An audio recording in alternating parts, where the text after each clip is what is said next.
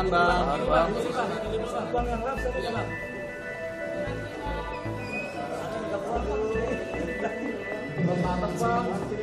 Oke ya, rekan-rekan ya, tolong bantu dikawal ya. Banyak kita berbagi. Era susah itu puluh.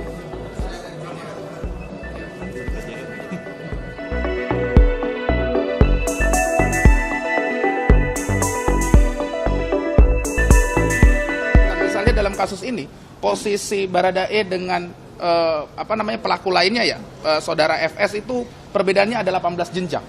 18 jenjang kepangkatan. Jadi ada konteks kerentanan ketika Baradae dalam satu lingkungan perbuatan pidana ini. Sehingga kalau dibilang apakah beliau merupakan pelaku kerjasama yang kita bisa anggap legitimate karena kerentanannya, jawabannya iya. Dan yang terakhir tentu saja yang kami bahas, ini yang paling penting sebenarnya, poin yang paling penting ya. Apa pentingnya sih JC dalam sistem peradilan pidana? Kami juga menyampaikan ada beberapa, saya tidak perlu sampaikan panjang lebar ya, tapi dalam dokumen ini nanti kami akan kirimkan ke kantor rekan-rekan, harusnya dapat nanti begitu ya, teman-teman bisa baca. Kami juga melampirkan beberapa kasus keberhasilan justice kolaborator yang kemudian itu mengungkap kasus yang lebih besar. Jadi kepentingan kami ini bukan hanya soal Baradae, bukan hanya soal kasus ini, meskipun kasus ini juga penting, tapi ini pesan penting.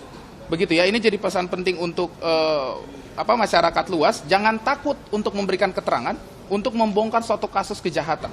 Nah ini juga penting untuk hakim dan jaksa, karena apa? Yang mendapatkan keuntungan, kalau kita mau pakai bahasa keuntungan ya, kan pembuktiannya ada di jaksa, ada di hakim. Jadi kalau jaksa dan hakim tidak mendukung sistem justice kolaborator, ya nanti penegakan hukum kita tambah sulit, apalagi kasus-kasus seperti kasus korupsi, kasus narkotika yang sangat terorganisir, yang sangat susah diungkap, justice kolaborator jadi penting. Jadi itu bagian yang paling penting. Jadi kita kasih lihat contohnya, kita beritahu kepada hakim. Saya rasa hakim juga sudah cerdas lah, beliau sudah tahu ya, ini kan cuma masalah dukungan.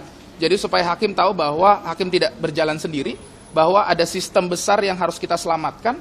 Apa itu sistem justice kolaborator? Jangan sampai nanti orang bilang, apa pentingnya jadi justice kolaborator? Sudah capek-capek di ruang sidang mengungkapkan kebenaran, tuntutan atau putusannya juga masih berat.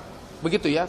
Rekan-rekan bayangkan saja kasus ini, kalau tidak ada Baradae dan Baradae tidak mengungkapkan kebenaran, terlepas dari apapun kebenaran itu kan ini pembuktiannya material ya, di ruang sidang ya. Hakim dan jaksa kita beri kewenangan itu untuk menilai, tapi bayangkan kalau tidak ada Baradae, kasus ini akan sangat susah terbongkar.